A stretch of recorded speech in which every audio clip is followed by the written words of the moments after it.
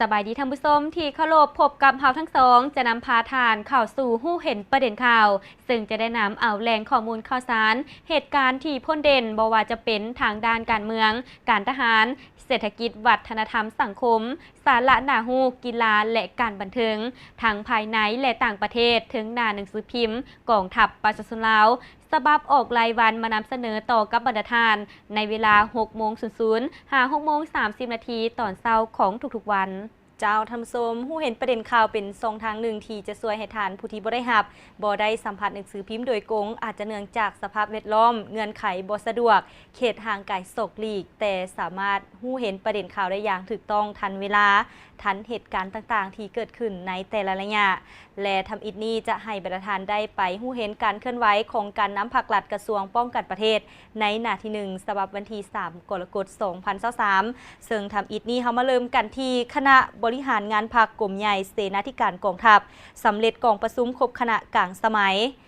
ซึ่งกองประชุมครบคณะกลางสมัยขององค์คณะพรรคกลุ่มใหญ่เสนาธิการกองทัพสมัยที่6ภายหลังได้ดำเนินมาเป็นเวลา3วันได้อัดลงด้วยผลสำเร็จในวันที่29 มิถุนายน 2023โดยการให้เกียรติเป็นประธานของสหายพลเอกจันทร์สมรจันยราชกรรมการกรมการเมืองศูนย์กลางภาครองนายกรัฐมนตรีเลขาคณะพรรคกระทรวงรัฐมนตรีกระทรวงป้องกันประเทศสหายพลโทคำเลียงอุทาไกรสอนได้ผ่านบทรายงานผลสำเร็จการจัดตั้งดำเนินกองประชุมครบคณะพรรคเปิดกว้างกลางสมัยของคณะบริหารงานพรรคกลุ่มใหญ่เสนาธิการกองทัพสมัยที่6ได้ดำเนินไปอย่างถูกต้องตามคำสั่งแนะนำของคณะพรรคกระทรวงป้องกันประเทศถูกตามขั้นตอนบาดเก้าและรับประกันมีเนื้อในครบถ้วนลึกซึ้งเป็นการขุดเก๋าเผาล่างกำจัดปัดเป่าสิ่งอัดตันสิ่งที่เป็นการทวงดึงให้แก่การนำพาบัญชาจัดตั้งพันขยายมติกองประชุมใหญ่ครั้งที่5ของคณะพรรคกระทรวงป้องกันประเทศก็คือมติกองประชุมใหญ่ครั้งที่6ขององค์คณะพรรคกลุ่มใหญ่เสนาธิการกองทัพ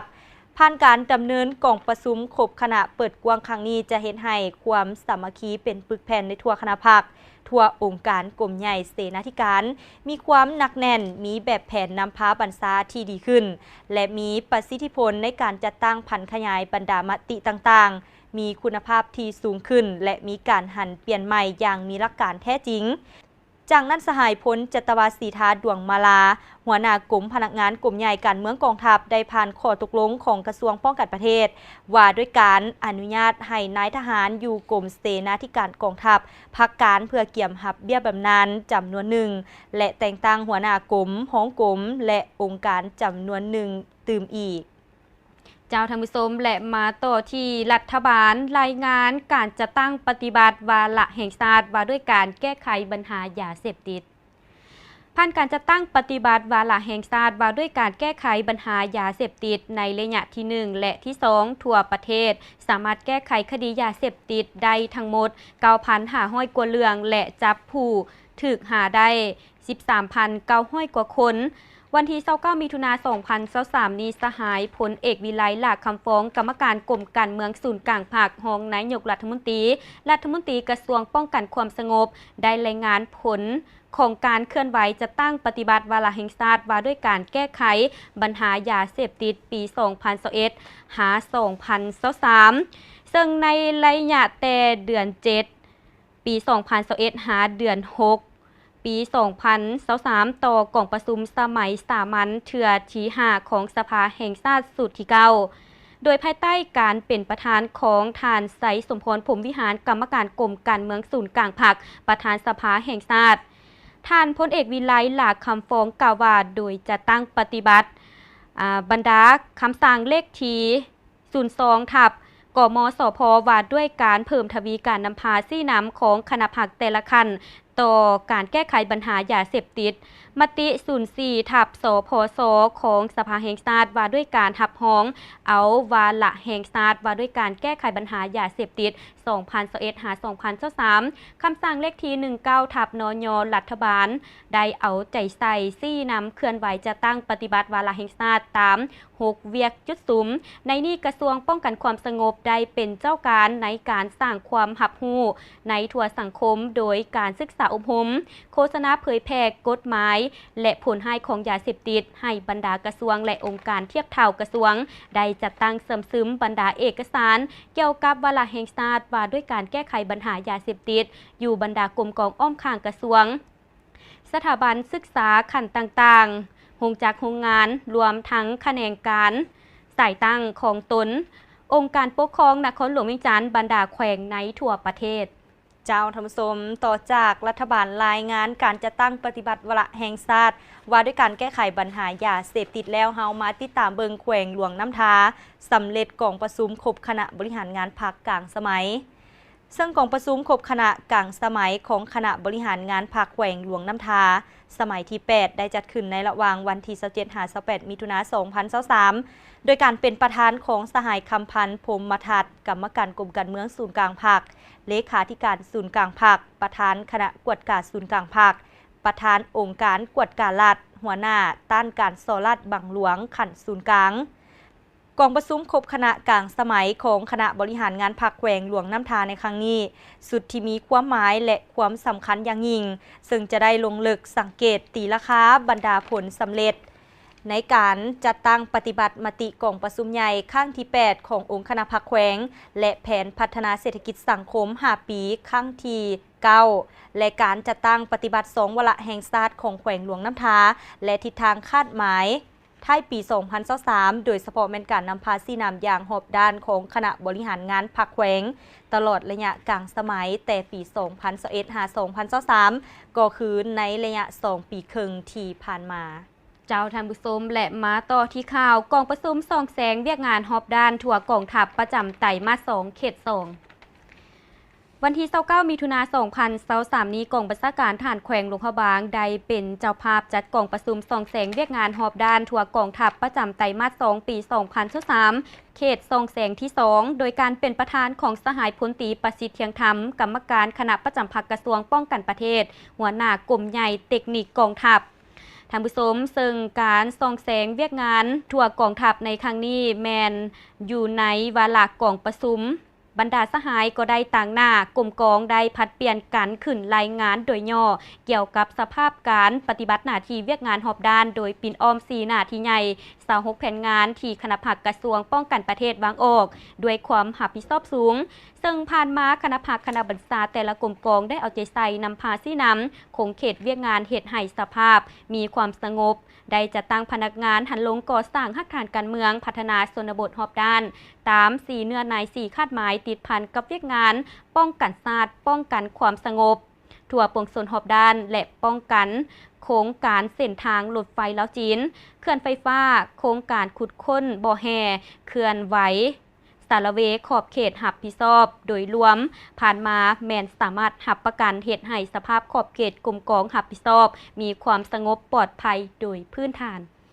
เจ้าธรรมสมและเฮามาต่อกันที่คณะพรรคหักฐานกลุ่มผลิตกสิกรรมครบวงจรเลข 1สำเร็จกองประชุมใหญ่ครั้งที่ 4ซึ่งในวันที่ 28 มิถุนายน 2023 นี้คณะพรรคหักฐานกลุ่มผลิตกสิกรรมครบวงจรเลข 1กองทัพได้จัดตั้งดำเนินกองประชุมใหญ่ครั้งที่ 4ซึ่งบทรายงานการเมืองทั้งสองภาคได้ตีราคาหมักผลการซี่นำพาของการจัดตั้งปฏิบัติมติกองประชุมใหญ่ครั้งที่ 3โดยเฉพาะแมนเวียกงานหับประกันและเหตุให้สภาพมีความสงบคณะพรรคแต่ละขันได้เป็นเจ้าการเสริมซึมจัดตั้งปฏิบัติบรรดาข้อกำหนดต่างๆของขันเถิงวางออกอย่างเข้มงวดเป็นเจ้าการสมทบกับอำนาจการปกครองท้องถิ่น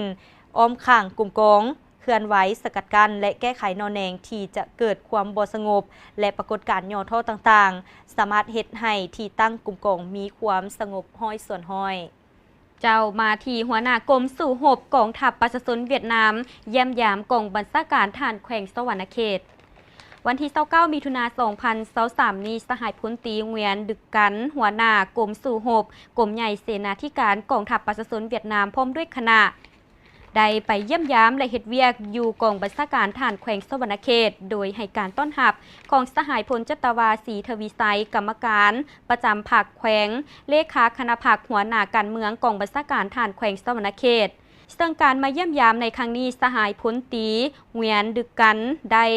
หับฟังการรายงานสภาพที่ตั้งของแขวงก็คือสภาพการเคลื่อนไหว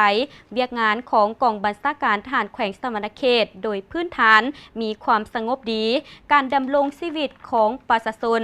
มีการพัฒนาดีขึ้นสำหรับการพัวพันหัวมือบรรดากลุ่มกองของกองทัพประชาชนเวียดนามในระยะผ่านมาได้เอาใจใส่เป็นอย่างดีโดยเฉพาะในแต่ละปีได้จัดกองประชุมพบปะแลกเปลี่ยนสภาพเวียกงานต่างๆเพื่อเฮ็ดให้สภาพตามชายแดนมีความสงบเจ้าทันสมต่อจากหัวหน้ากรมสุรบกองทัพประชาชนเวียดนามเยี่ยมยามกองบัญชาการทหารแขวงสวรรณเขตแล้วเฮามาต่อกันที่พบปะแลกเปลี่ยนมิตรภาพนายทหารชายแดนหนุ่มลาวเวียดนามครั้งที่2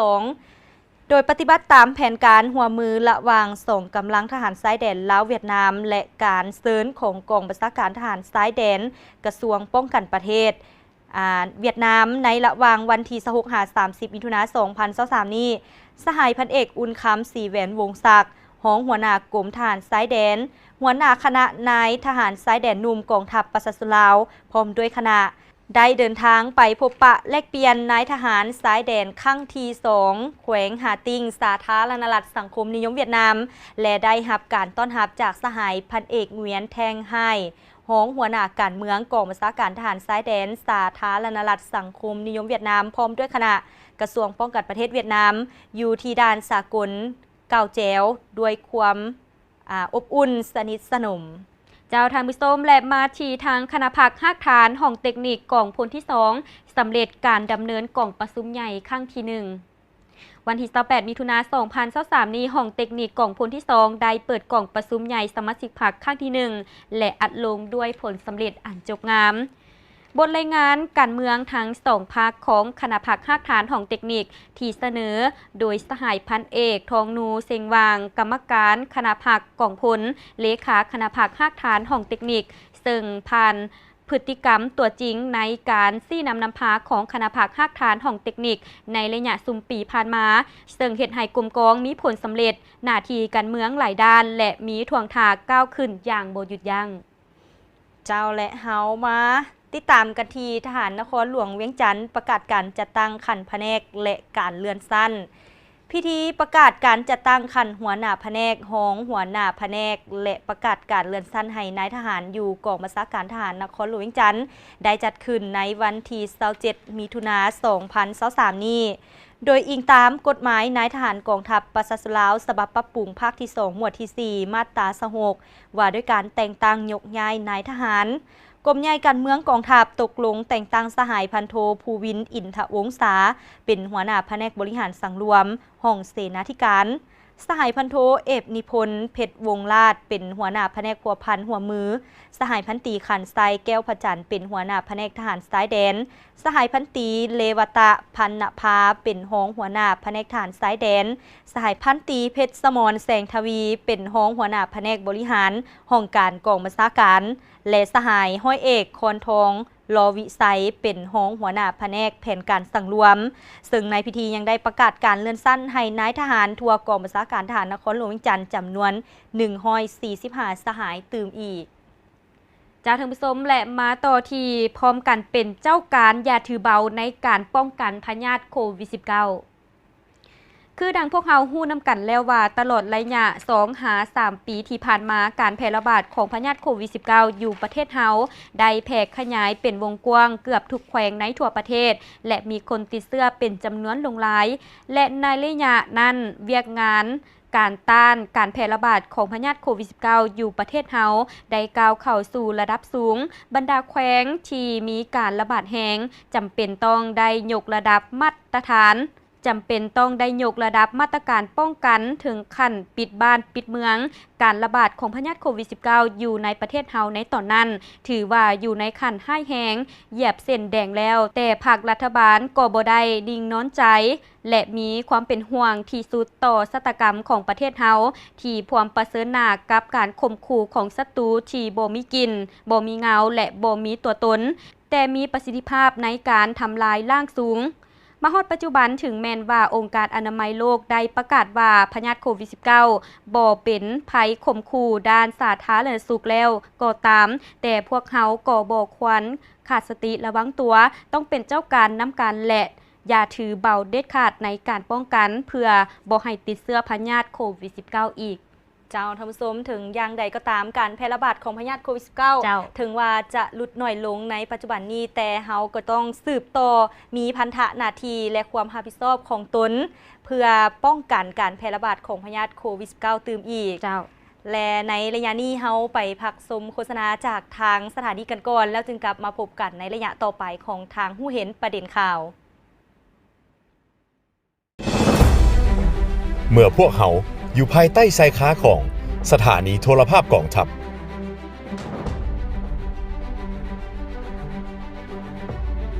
บ่ว่าจะใกล้หรือไกลสะดวกหรือยุ่งยากพวกเขาก็พร้อมที่จะเดินทางไปเอาข้อมูลข่าวสารเพื่อให้ท่านผู้ชมนั้นได้รับชมทันเวลาทันเหตุการณ์เฮา10โทวรรณนีสยราชมีความภาคภูมิใจที่ได้รับใช้ประเทศชาติและรับใช้ประชาชน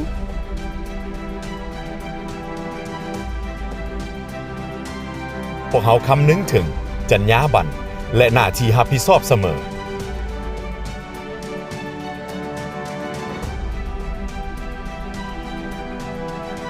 หัวใจหลักของการเฮ็ดเวียกแมนว่องไวชัดเจนครบถ้วนและถูกต้องโทรภาพกองทัพกำเนิดเติบใหญ่ขยายตัวเคียงคู่กับการพัฒนาของกองทัพในระยะใหม่พวกเขามีความพร้อมทางด้านบุคลากรอุปกรณ์และจิตใจอันเป็นหนึ่งเดียวในการนำเสนอข่าวสารการเคลื่อนไหวของกองทัพประชาชนลาวก็คือประเทศชาติพวกเขามีการวางแผนพัฒนาปรับปรุงการเฮ็ดเวียกในทุกๆอาทิตย์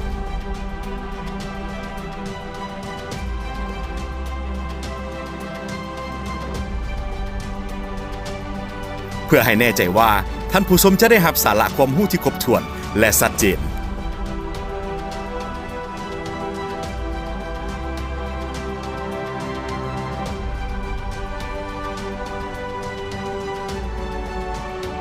โทรภาพกองทัพประชาชนลาวมุ่งมั่นก้าวไกลใส่ใจพัฒนาวิชาการจรรยาบรรณสื่อมวลชนฝึกฝนเที่ยงธรรมนำเสนอข้อมูลข่าวสารสาระบันเทิงว่องไว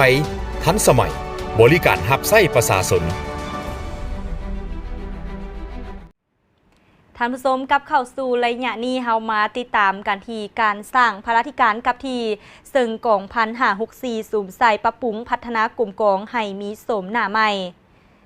สหายพันตีอ้อยมณีทวีไซเลขาคณะพรรคฮักฐานหัวหน้าการเมืองกองพัน564ให้ฮู้ว่าตลอดระยะผ่านมาคณะพรรคคณะบรรษาได้เอาใจใส่ปรับปรุงพัฒนากลุ่มกองในทุกด้านนำเอานิติกรรมต่างๆของคันเทิงมาจัดตั้งพันขยายเข้าสู่เวียกงานตัวจริงเอาใจใส่สุกยู่ขบวนการก่อสร้างกองปลอดใสปลอดภัยปลอดคดีติดพันกับขบวนการก่อสร้างโดยพรรคปลอดใสเข้มแข็งหนักแน่นกองวัฒนธรรมหนักหบวัฒนธรรมไปพร้อมกันนั้นก็ได้เอาใจใส่สร้างเศรษฐกิจเพื่อแก้ไขชีวิตการเป็นอยู่ของพนักงานนักโหบโดยอิงใส่เงื่อนไขทาแหงบ่มซ่อนภายในกลุ่มกองเป็นหลักในนี้กลุ่มกองได้ปลูกข้าวนาปีปลูกมันต้นและปลูกพืชผักชนิดต่างๆตามฤดูกาลเพื่อตอบสนองเข้าเงินครัวรวมและขายส่งออกสร้างรายรับให้แก่กลุ่มกองได้79,659,000 กีบเลี้ยงเป็ดไก่100 กว่าโตวสั่งรวมแล้วในระยะ1 ปีผ่านมากลุ่มกองสามารถสร้างรายรับจากการปลูกฝังการเลี้ยงสัตว์และการบริการอื่นๆได้ทั้งหมด146,450,000 กีบก็ถือได้ว่าเป็นการย่องยอสมเสยของกองพัน564ที่ได้สุ่มใส่ปรับปรุงพัฒนากลุ่มกองเพื่อสร้างให้กลุ่มกองมีโฉมหน้าอันใหม่เจ้าท่านผู้ชมและมาต่อที่ทางกองพลที่5ปีสุดอมหมก่อสร้างใน10สุดที่7วันที่28มิถุนายน2023ดีอยู่ศูนย์ฝึกกองพลที่5ได้ปีสุดอมหมก่อสร้างใน10สุดที่7โดยการเป็นประธานของสหายพันเอกศรีประเสริฐเผยคำสิงหัวหน้าการเมืองกองพลที่5ซึ่งการจัดตั้งปฏิบัติ การอบรมหัดแอบในระยะ1 ปีผ่านมาคณะผักคณะบัญชาศูนย์ฝึกเข้าในการซีนำศึกษาอบรมพนักงานครูอาจารย์เข้าในการสิสอนส่งความรู้ให้แก่นักเรียนบ่ว่าทางด้านทฤษฎีหลักการและการปฏิบัติตัวจริงก็ต้องรับประกันให้นักเรียนสามารถกำได้บทเรียนที่ถ่ายทอดไปเพื่อรับประกัน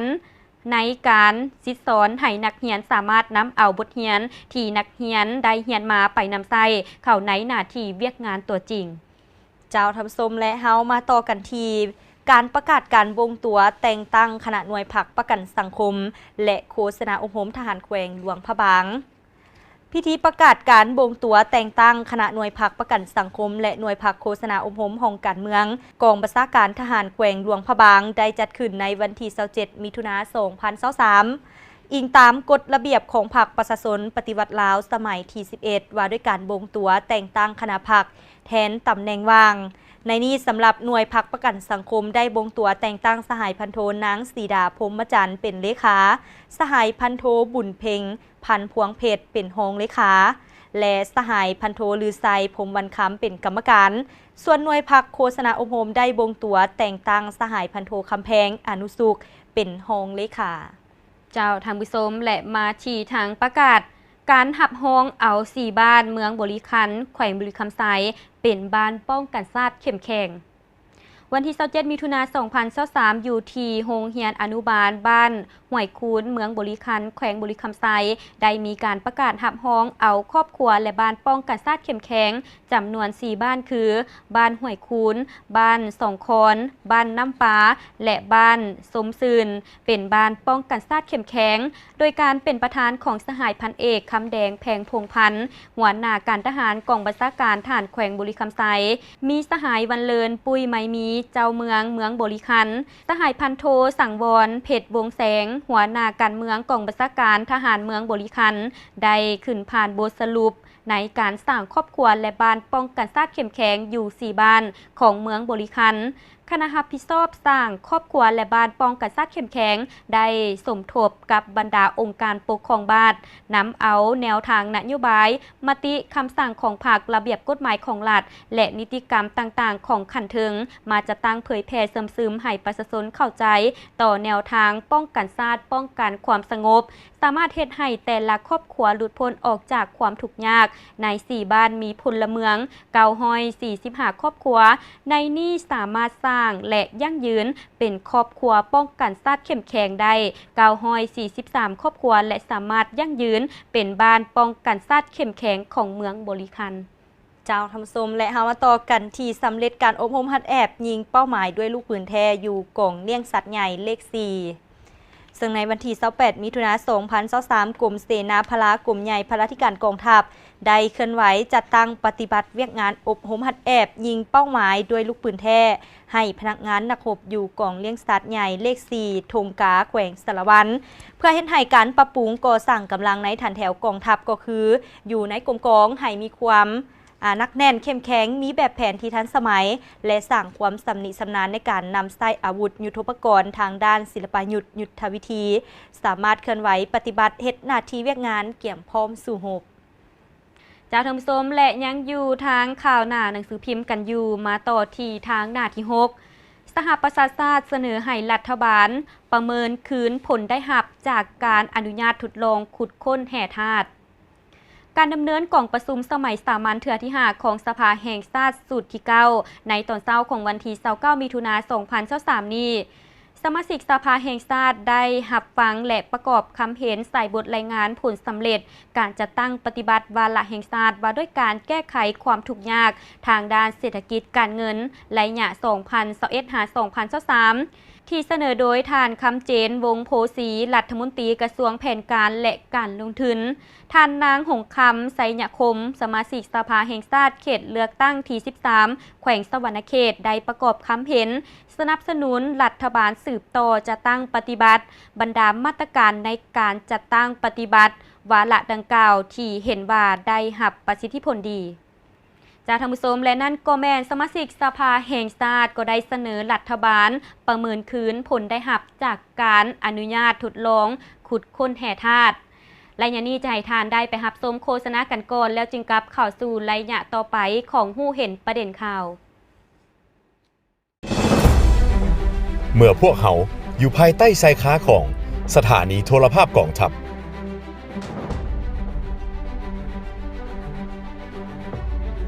บ่ว่าจะใกล้หรือไกล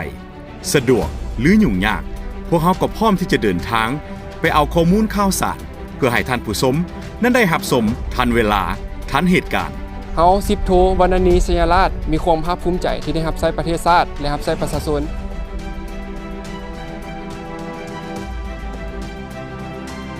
พวกเขาคำนึงถึงจรรยาบรรณและหน้าที่รับผิดชอบเสมอ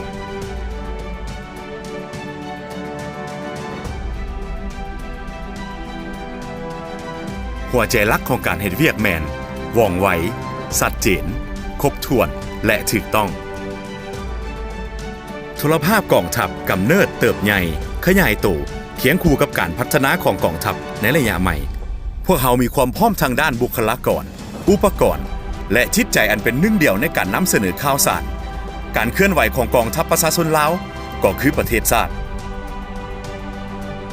พวกเขามีการวางแผนพัฒนาปรับปรุงการเฮ็ดเวียกในทุกๆอาทิตย์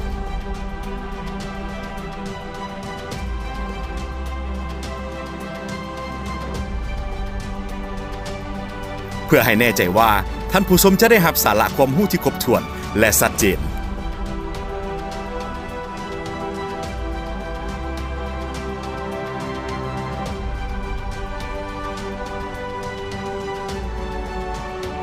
โทรภาพกองทัพประชาชนลาวมุ่งมั่นก้าวไกลใส่ใจพัฒนาวิชาการจรรยาบรรณสื่อมวลชนฝึกฝนเที่ยงธรรมนำเสนอข้อมูลข่าวสารสาระบันเทิงว่องไวทันสมัยบริการรับใช้ประชาชน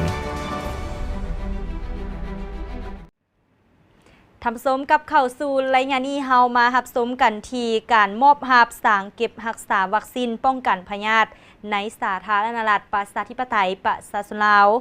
พิธีมอบรับสร้างเก็บรักษาวัคซีนป้องกันพยาธิในสาธารณรัฐประชาธิปไตยประชาชนลาวโดยการช่วยเหลือขององค์การใจกา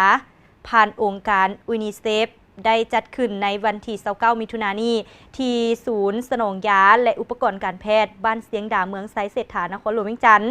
กล่าวมอบโดยทานนางงาเซโทซิโอผู้ต่างหน้าองค์การใจกาประจำลาวและกล่าวรับโดยทานบุญแฟงภูมิมาลัยสิทธิ์รัฐมนตรีกระทรวงสาธารณสุขมีทานโคบายาซิเคนอิจิเอกอัครราชทูตญี่ปุ่นประจำลาว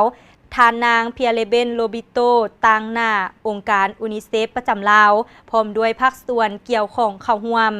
ท่านบุญแฟงภูมิมาลัยสิทธิ์กล่าวว่าการช่วยเหลือดังกล่าวมีคุณค่าสูงทั้งเป็นการประกอบส่วนอย่างมีประสิทธิผลเข้าในการสร้างเงื่อนไขอำนวยความสะดวกให้แก่เวียกงานการบริการสักวัคซีนกันพยาธิในสาธารณรัฐประชาธิปไตยประชาชนลาวเพื่อรับประกันคุณภาพของวัคซีนให้อยู่ในความเย็นตามมาตรฐานก่อนนำใช้กับประชาชนด้วยความปลอดภัยเจ้าท่านผู้ชมและมาต่อที่ทางข่าวสารต่างประเทศท่านสีจิ้งผิงตอนหับการเข้าเยี่ยมคำนับของนายกรัฐมนตรีมองโกลีตามข่าวสารซิงฮัวรายงานวันที่28มิถุนายน2023นี้ตอนบ่ายวันที่27มิถุนายนผ่านมาท่านสีจิ้งผิงประธานประเทศจีนได้ต้อนรับการเข้าเยี่ยมคำนับของท่านลูซันนามสไตโอยูเอินเดนนายกรัฐมนตรีมองโกลีที่เดินทางมาเยี่ยมยามจีนอย่างเป็นทางการอยู่หอสภาประชาชนแห่งชาติจีนที่นครหลวงปักกิ่งท่านสีจิ้งผิงกล่าวว่าจีนให้ความสำคัญเป็นอย่างสูงต่อการขยายสายพัวพันจีนมองโกลีจีนยินดีร่วมกับมองโกลีลงลึกไมตรีจิตมิตรภาพความไว้เนื้อเชื่อใจซึ่งกันและกันการร่วมมือระหว่างสองประเทศอย่างบ่หยุดยั้งซึ่งได้เป็นการยู่แหงให้สายผัวพันคู่ร่วมยุทธศาสตร์หอบด้านจีนมองโกลีก้าวเข้าสู่ระดับใหม่ท่านนายกรัฐมนตรีมองโกลีกล่าวว่าการพัฒนาของจีนได้ประสบผลสำเร็จเห็นได้อย่างประจักษ์ตาของชาวโลกซึ่งแสดงให้เห็นถึงกำลังการนำพาของจีนอยู่ทั่วโลกมองโกลียึดมั่นหลักการประเทศจีนเดียว ยินดีร่วมมือกับจีนอย่างใกล้ชิดสุบยู่ให้ทางรถไฟข้ามซ้ายแดนและด่านซ้ายแดนระหว่างสองประเทศเสื่อมจอดกันลงลึกการร่วมมือในโขงเขตต่างๆเช่นเศรษฐกิจการค้าการลงทุนพลังงานและอื่นๆเจ้าทำสมและเฮาก็ยังอยู่กันที่ข่าวต่างประเทศกันอยู่เฮามาต่อกันที่การพัวพันระหว่างเวียดนามสวิตพัฒนาอย่างแข็งแรงซึ่งในระยะ52ปีนับแต่มือสร้างตั้งการพัวพันทั้งการทูต 1971 หา 2023 การพัวพันระหว่างเวียดนามสวิตได้พัฒนาอย่างแข็งแรงบ่เพียงแต่ในโขงเขตการเมืองการร่วมมือหลายฝ่ายเท่านั้นหากยังเปิดกว้างออกสู่การร่วมมือด้านเศรษฐกิจและการหมุนช่วยด้านเทคนิคการค้าและการลงทุนการค้นคว้าและวิทยาศาสตร์วัฒนธรรมการท่องเที่ยวการพบปะแลกเปลี่ยนคณะผู้แทนขั้นสูงและประชาชนจัดขึ้นเป็นประจำได้สร้างปฐมปัจจัยแก่การพัวพันด้านการค้าและการลงทุนเพิ่มขึ้นอย่างบ่หยุดยั้งเจ้าทำสมและมาต่อที่ทางเลขาธิการใหญ่สหประชาชาติแต่งตั้งท่านซุยเฮาเลียงเป็นรองเลขาธิการใหญ่สหประชาชาติตามข่าวสารซิงฮัวรายงานวันที่26มิถุนาผ่านมาท่านอันโตนิโอกูเตเลสเลขาธิการใหญ่องค์การสหประชาชาติประกาศแต่งตั้งท่านซุยเฮาเลียงจากสาธารณรัฐประชาชนจีนเป็นรองเลขาธิการใหญ่องค์การสหประชาชาติทั้งเป็นผู้ช่วยหัวหน้าองค์การสหประชาชาติเพื่อการพัฒนา UNDP ท่านซุยเฮาเลียงจะได้เฮ็ดเวียกแทนท่านนางอูซาฮาวโมนาลีที่มาจากอินเดียท่านซุยเฮาเลียงได้ดำเนินตำแหน่งขออภัยได้ดำรงตำแหน่งเป็นผู้ช่วยเลขาธิการใหญ่องค์การสหประชาชาติทั้งเป็นหัวหน้ากรมนโยบายของสหประชาชาติเพื่อพัฒนาแต่ปี 2019 เป็นต้นมาในระหว่างปี 2013 หา 2019 ท่านเคยดำรงตำแหน่งเป็นผู้ช่วยหัวหน้าสหประชาชาติเพื่อการพัฒนาทั้งเป็นหัวหน้าอาเซียนแปซิฟิกเจ้าทำสมต่อจากข่าวต่างประเทศแล้วเฮามาติดตามกันที่วงจรกีฬาซึ่ง3ประเทศร่วมจัดกิจกรรมอย่างแลนข้ามขัวมิตรภาพ2ฉลองวันโอลิมปิกสากลครบรอบ129ปีพิธีเปิดกิจกรรมดังกล่าวได้มีขึ้นในวันที่24มิถุนายนผ่านมานี้ที่แขวงมุกดาหารราชอาณาจักรไทยโดยให้เกียรติเข้าร่วมของทานรองศาสตราจารย์ปริญญาเอกพุทธสิมมาลาวงศ์รัฐมนตรีกระทรวงศึกษาธิการและกีฬาทั้งเป็นประธานคณะกรรมการโอลิมปิกแห่งชาติลาวทานพีไซสุนหวศิระรองประธานคณะกรรมการโอลิมปิกแห่งประเทศไทยท่านบุญโจมอุบลประเสริฐเจ้าแขวงสวรรณเขตท่านวรญานบุญนราชเจ้าแขวงมุกดาหารท่านเลกวางจินรองประธานสภาประชาชนแขวงกวางจิสาธารณรัฐสังคมนิยมเวียดนามพร้อมด้วยคณะนำและมวลชนจากแขวงสวรรณเขตสาธารณรัฐประชาธิปไตยประชาชนลาวแขวงมุกดาหารราชอาณาจักรไทยและแขวงกวางจิสาธารณรัฐสังคมนิยมเวียดนามเข้าร่วม 10,000 กว่าคนเจ้าทางผู้ชมและนั่นก็แม่นแหล่งข้อมูลข่าวสารที่เฮาทั้งสองได้นำมาทานให้รับชมบ่ว่าจะเป็นเหตุการณ์ทางด้านการเมืองการทหารเศรษฐกิจวัฒนธรรมสังคมและการบันเทิงข่าวภายในและต่างประเทศถึงหน้าหนังสือพิมพ์กองทัพประชาชนลาวที่ได้นำมาเสนอต่อกับบรรดาทานเจ้าและมาฮอนนี่เวลาของทางผู้เห็นประเด็นข่าวก็ได้หมดเวลาเพียงเท่านี้ท่านสามารถติดตามรับชมย้อนหลังได้ตื่มที่ Facebook Page LATV หรือ YouTube LATV สำหรับมื้อนี้เฮาทั้งสองลาทานผู้ชมไปก่อนสบายดี